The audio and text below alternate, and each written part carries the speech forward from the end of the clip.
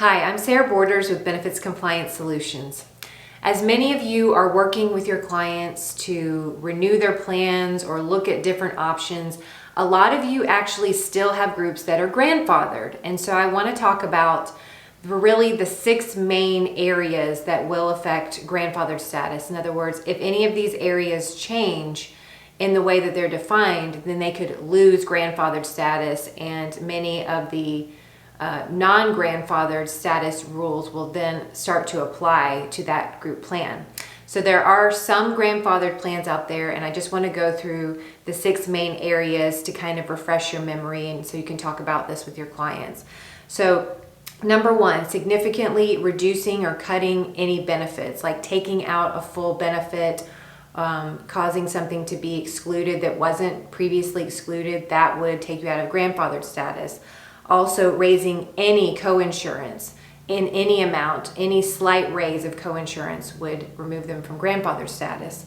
Also, significantly raising copays, deductibles, or out-of-pocket maximums. And these are where the factors come into play. So we're talking about the OMCC, which is the medical inflation factor that a plan would have to apply to see if it is raised too high above medical inflation plus 15%, which is cumulative. So this is where you might need help from an actuary or the TPA to determine whether or not it's being raised too much. And so that applies, generally speaking, to deductibles, copays, out-of-pocket maximums. Also, significantly reducing any employer contributions. This can take them out of the status. And also adding or tightening any annual limits. So these are things that you need to be thinking about and aware of that could remove them from that status.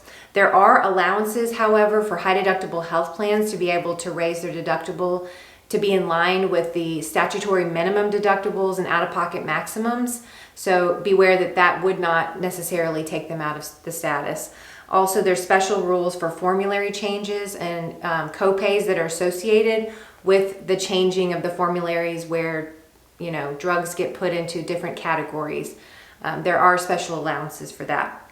Also, just a few months ago, the rules were updated for deductibles and out-of-pocket maximums to be able to use a different type of factor other than the OMCC, and that would be called the premium adjustment percentage. So it's just a different kind of factor that could possibly yield a little bit higher of a change in allowance.